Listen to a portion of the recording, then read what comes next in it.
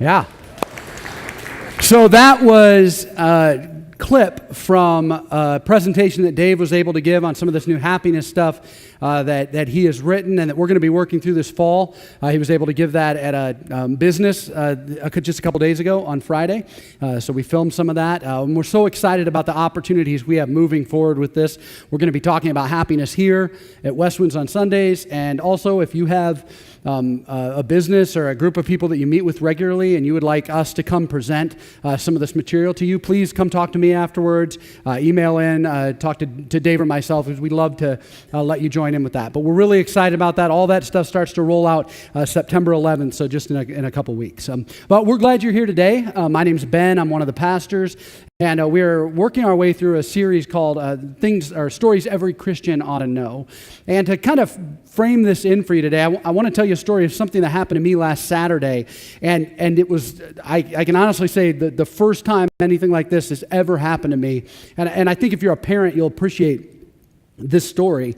So last Saturday, my wife and daughter were off doing something together, and my son was with a friend and his friend's family in Novi at a mall doing some back-to-school shopping, and I was home by myself. So I'm just hanging out, reading a book, enjoying the peace and quiet, and my phone rings, and it's my son. And so I answer it, and I answer it the same way I always answer the phone when my son calls, which is, something condescending and sarcastic and rude, because I'm a great dad. And so he as soon as I answer and say that, though, he goes, "Dad," he goes, don't, I'm not messing around right now. I'm not being funny. Listen, I need to talk to you. And I said, "Okay, buddy, what's going on?" And he said, "I'm at this mall, and there's a shooter at this mall."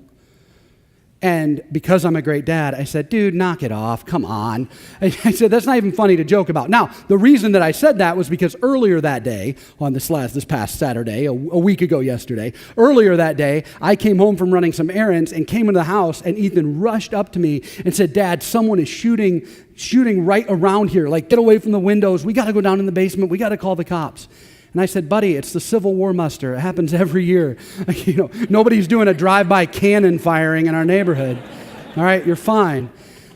So I said to him, "Dad, stop. That's not even funny to joke about." And then he starts to cry on the phone. And he said, "Dad, I told you, I'm not kidding. I'm in the back of JCPenney's behind a rack of clothes, and somebody is shooting a gun."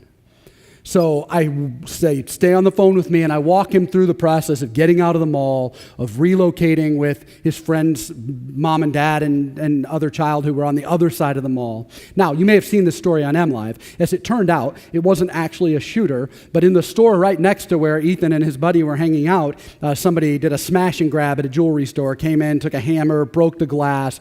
That sound of the hammer breaking the glass was mistaken for gunshots, and everybody exited the mall. The cops came, and it was locked down. But in that moment, I'm talking to my son on the phone. I'm Googling like crazy, and it pops up that, there's breaking news at the, 12 Oaks Mall, and cops are on the way, and they don't know what's going on. While I'm talking to my son, I can hear the sirens in the background and people screaming. It was crazy. Now, I tell you that story, and everybody's okay, and it wasn't exactly what we thought. But I tell you that because I just stepped away from it and went, man, we live in a crazy world, right? Complicated, confusing, chaotic, and not safe.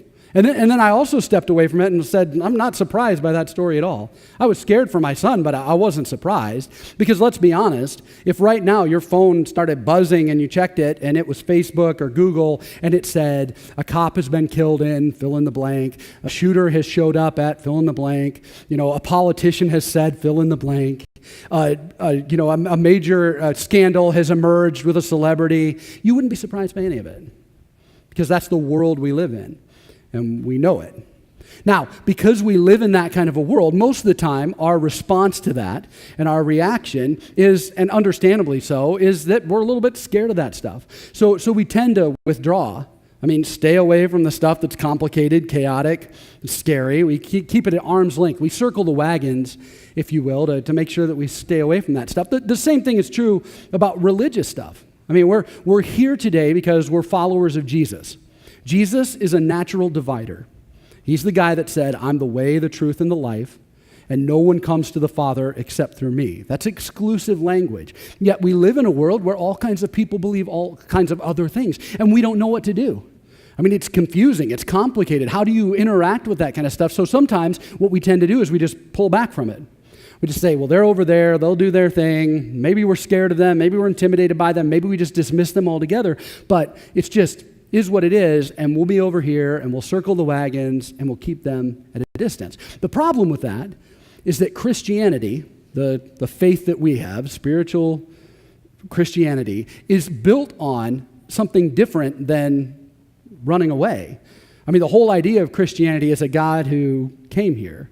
It's a God who showed up, not someone who kept us at arm's length, but someone who took risk and came into our world. So what do we do? I think that's the question, because we're kind of at a conflict, kind of at a crossroads. I mean, we have these confusing, complicated, chaotic, scary things happening in our world, and we have a faith that tells us that somehow we're supposed to move towards and not away, but we also want to be safe, and it's just complicated sometimes. So how do we live well in a world that's chaotic? That's what I want to talk about a little bit today, and in order to do it, I want to tell you a story that I think you should know.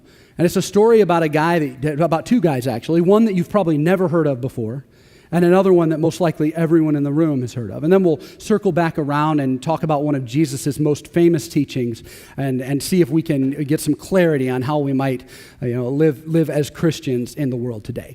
The guy that you've probably never heard of is a man by the name of E. Stanley Jones.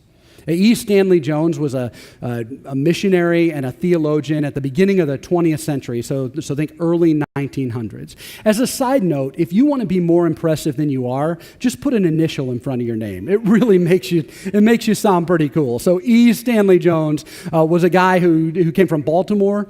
He went to law school for a little while, but decided that wasn't really his thing, and ended up feeling like he was called to do mission work, or what you might think of as humanitarian work. And he ended up deciding that he wanted to go to India. So at 23 years old, a Christian guy, he went to India with the goal of spreading the message of Jesus in that place and helping people. Now, he didn't have any connections. He didn't have any money, and he was 23 years old. India is not exactly a place that's super welcoming to a different faith, especially to Christianity. So he went there, and right off the bat, he decided that he was just going to work with the poorest of the poor people. India is a country that's built on a caste system or a class system, and the lowest class is called the Dalits, or the untouchables. These are people that are considered to be subhuman, sick people, people with deformities. They're all kind of just discarded over here. So E. Stanley Jones just went and quietly began to work with these people. And over time, and by time I mean decades of time, his work began to get noticed, and he began to get some opportunities to work with some of the higher class people and try to bring equality into India's social system. Additionally, he was able to go to some of the Hindu temples, places called ashrams, and able to host these dialogues of Christian thought and other religious thought. So these interfaith dialogues where he would invite people from all religions together and say, let's just talk about what we believe, and I'll present my beliefs, you present yours, and we'll talk about them in a civilized manner. Well, these things became so popular that they ended up coming to the United States and to other countries as well, and around the world now you can find these Christian ashrams, these places where many faiths will come together to discuss things. Additionally, E. Stanley Jones founded the first mental health hospital and clinic in India. It still today is the leading institute doing that kind of work there. He wrote several books, one called Christ on the Road to India, which has sold well over 1 million copies. When he was 88 years old, he had a stroke, which meant he couldn't travel or speak anymore, and his speech was so distorted and slurred that he wasn't able to lecture or present or consult anymore. But he still felt like he had more to say. So at 88 years old, suffering partial paralysis from a stroke, he dictated an entire book, which sold well over 100,000 copies, into a little tape recorder that got published called The Divine Yes. I mean, this guy lived an absolutely incredible life. He was nominated for a Nobel Peace Prize, and as part of his work in India, he became friends with someone that you probably have heard of, a man by the name of Gandhi. And E. Stanley Jones developed such a close friendship and relationship with Gandhi that when Gandhi died, E. Stanley Jones was commissioned to write the kind of top shelf biography of Gandhi that to this day is still the go-to work on Gandhi's life.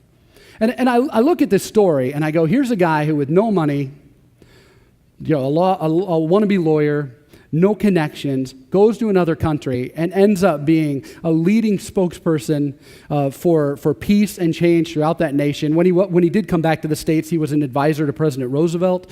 He was sent to Japan to negotiate peace after World War II. A guy that just lived an incredible and compelling life. And I go, how does someone get from there, a kid in Baltimore, to being someone that we would talk about today? And I think the answer is summed up really well in one of my favorite E. Stanley Jones quotes. Here's what he said. He said, the first Christians did not look at the world in dismay and cry out, look what the world has come to.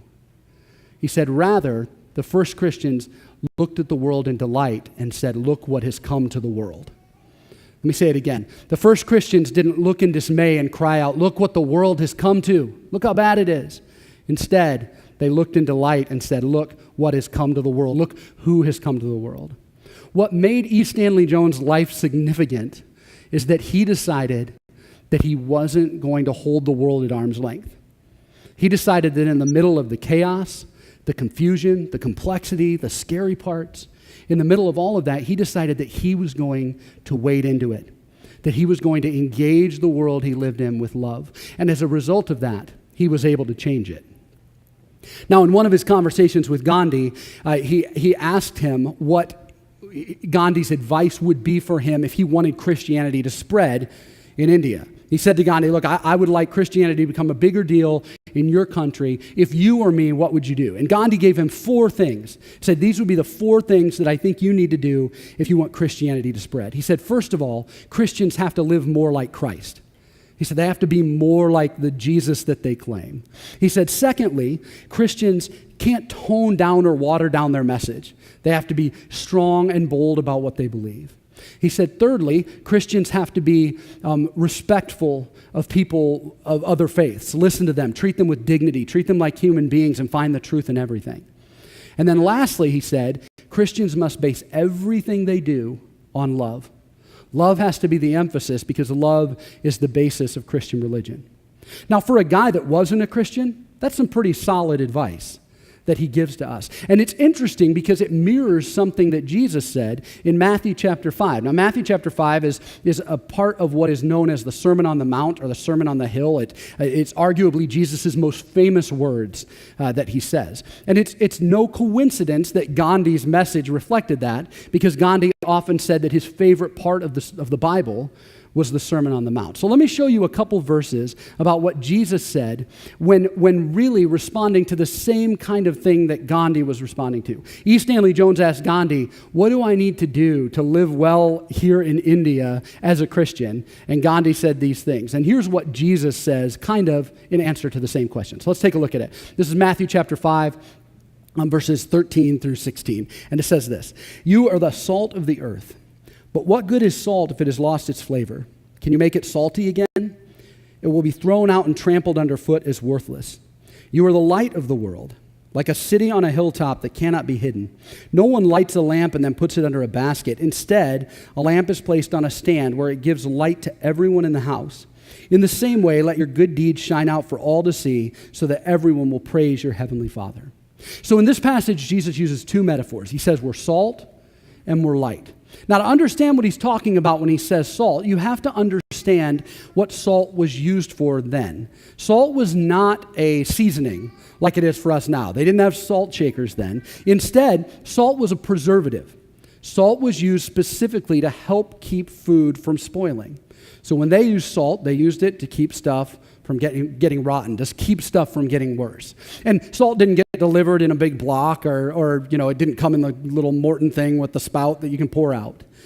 Instead, they had to go find their salt. They had to go to the marshy places or to the shores of the Dead Sea, and there it would often be covered up by dirt and rocks and weeds growing over it, and they had to kind of clear everything away and then hack off or break off the piece of salt that they wanted, and then they'd take it back and they'd put it with their food, and it would preserve things. Now, the way they knew that the salt was still good, that it was still able to preserve, is they had to taste it. If it still tasted salty, it was good. Once the salt got too exposed to the elements or kind of wore out to be able to do that, it would lose its salty flavor. And then when that happened, the only thing they could use it for was to kind of almost like what we would do in winter here, only they didn't have those same seasons there. So they would take the salt and put it on hillsides or places that might be slippery or hard to walk on just to give some extra footing. That's why Jesus says when the salt has lost its seasoning, it'll be trampled underfoot. That's all that it's good for. But what Jesus is really saying here, and I think what applies to us, is he's saying you're supposed to be salt in the world. In other words, you're supposed to be the people who are slowing down the decay. You're supposed to be the people who are entering into the world and trying to keep it from continuing to get worse and worse. And the way we would say that at Westwinds is we often say that we're here to shadow God, to build the church, and to heal the world. Exactly. That's what salt is. Salt is continuing to slow down the decay. This is why, as followers of Jesus, we have a responsibility to engage in issues. This is why the things that are going on in our world matter. This is why we can't hide from these things. This is why we have to care on some level about politics, even if we're completely disgusted by all of our options. This is why we have to care about issues like racism, issues like justice, issues like the environment, issues like gender equality. Everything that's going on in the world, we have to care about it in some way. We have to engage in the things that are happening because that's our responsibility. And Jesus says it. He says, if you don't do that anymore, you're like salt that's lost its seasoning. You're no longer able to live out your created purpose. Like we have to do our part to help slow down the decay that's happening in the world. But how we do it matters. And that's where the light part comes in. If salt is about slowing down the decay, then light is about illuminating a better way. Light is about showing the love and the joy and the hope and the peace that is found in the way of Jesus. And that's what Jesus says here. You're not just salt, but you're also light. Now, we often say that Christians should be salt and light. But I think you could also say that Christians should be salt with light. So we ought to be the kind of people who are slowing things down as they're bad, who are stepping in and engaging in these kind of issues. But the way we do it matters. We have to do it in a way that is loving. We have to do it in a way that is illuminating the hope of Jesus. And listen to how Jesus says it here. He says, in the same way, let your, hear this, good deeds shine. Those are 3 words. Let your good deeds shine. He doesn't say, shine your light by yelling louder at the world. He doesn't say, shine your light by critiquing and judging everything that happens everywhere. He doesn't say, shine your light by making sure that people know you're right and you're wrong. He says, shine your light by the things you do. Let your good deeds shine. If we want to be salt in the world that is preserving the goodness that is here, we have to do it by shining a light of love, by showing the goodness of God in the world through our hands and our feet. It's about the things that we do. One of my favorite examples of this is another story that you've probably never heard of. It's a man by the name of Pastor Lee. I'm not sure how to pronounce his first name, so I'll just call him Pastor Lee. He is a pastor of a small church, insignificant by church standards, in Seoul, South Korea. And Pastor Lee and his wife came upon a problem that's quite a big issue in that part of the world, but in Seoul specifically, and it's the issue of abandoned babies. So in Seoul, every year, over 600 babies with physical or mental handicaps are just abandoned. And when I say abandoned, I don't mean taken to an orphanage, I mean left on the street. And it's a big issue there. And it's one that really captured the heart of Pastor Lee and his wife. And if you translate from his language to English, the phrase he uses over and over again to talk about this is he just says, how can it be? Like, how can it be that this is happening? And so when Pastor Lee heard about this, he decided he wanted to do something. But what's interesting is he chose not to raise awareness about it globally. He chose not to shout about it. He chose not to go after and attack the women and the families who were leaving their babies behind. Instead, he did something that I think is so weird that when I first heard it, I laughed because of how strange it seemed. He created a baby drop box. Yeah, like at the video store, a drop box. He built a box into the side of his house and put a sign over top of it that said, "Leave your baby with us." And now, at first, of course, people were throwing all kinds of things in the drop box to kind of be funny. And he even said, I didn't even think we'd get any babies. But eventually, things started to change. The story became so compelling that a documentary filmmaker ended up going around the world to make a documentary last year about this guy's story called Dropbox. So I want to show you a little piece of it here. I was weeping. I'm always crying my baby. And she said, "Why are you crying? It's only orphan."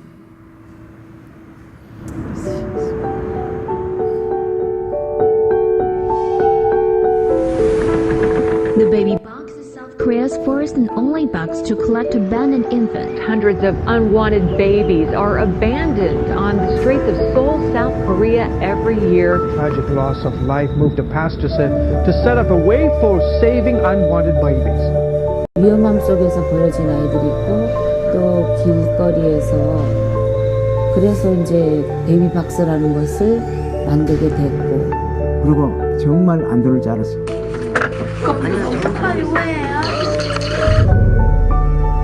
어떤 아이들은 목사님 이 아이하고 죽으려고 약타났습니다. 네, 그러지 마라. 그러면 너도 오고 애기도 와라.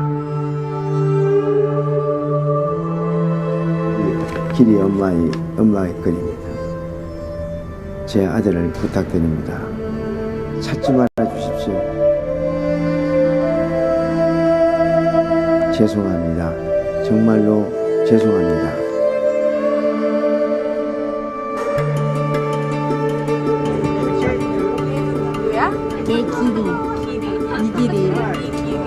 이 길이 영어 이름은 빅토리. 빅토리. 그래서 그 아이들이 이 세상에 필요 없는 존재들이 아니고 하나님이 쓰시고자 이 땅에 보내셨어요. 여기 이제 가정에 20명이라 한 그 아이들이 좁은 공간에서 많이 살고 있으니까 특별한 공동체가 되는 것은 아버지 어머니가 있기 때문이죠. 또 하지 않는 일, 그리고 버려질 수 있고 또는 나라에서 하지 않고 있는 이런 일들을 하시는. Even if there's just one person that really cares about children, it makes such a difference. They're just human beings, just like anyone else. They have the right to live. 이제 이 문제가 한국만의 문제가 아니고 이제 아마 세계적으로 이 아이들이 이렇게 밖에 보내서 희생당한 아이들이 많으니까. But these children, they're helpless, they're voiceless. Who's going to speak for them? 이 아이를 보내면서 다시 한번 내가 헌신을 했어요. 하나님, 이 아이들을 위해서 내가 죽겠습니다.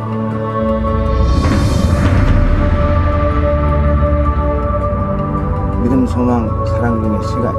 그 중에 제일은 사랑이라고 했어요.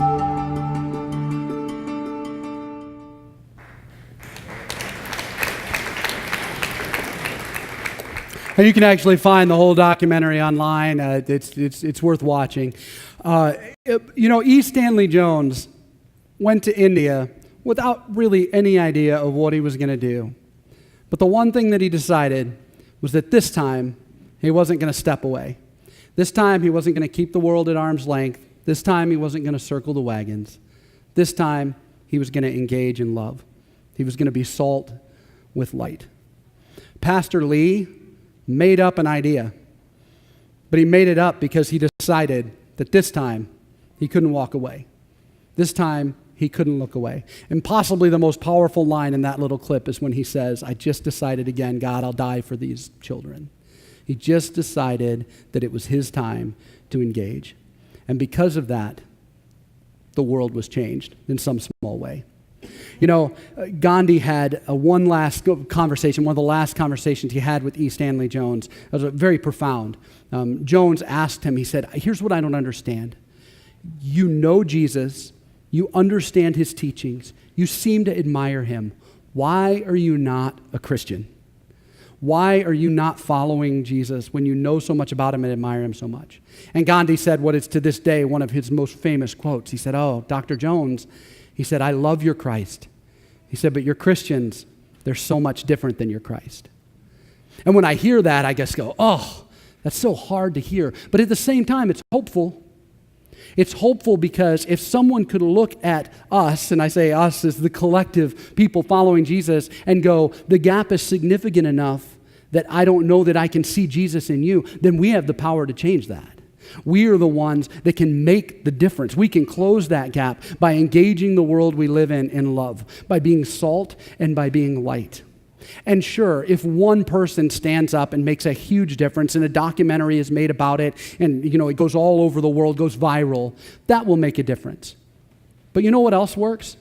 Just a bunch of people, 1,000 people being salt with light, shining their light right where they are, at their work, at their school, in their neighborhoods, with their family. And the cool thing about that is there's not really any requirement in it.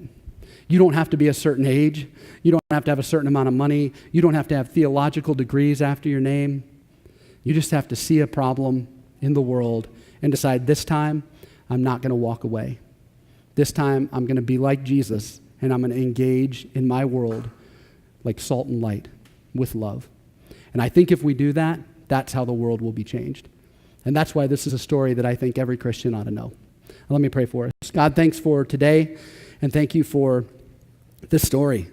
Thank you for the fact that someone on the other side of the world can inspire us, can move us, our hearts and our emotions, just by their simple yes, just by their decision that this is the time, that they're not going to circle the wagons and keep the world at arm's distance, that instead they're going to wade into the mess that's going on in your name and try to be salt and light like you invited us to be. So show us how to live like that in our world right now so that we can shine the light of your love to everyone else. Amen.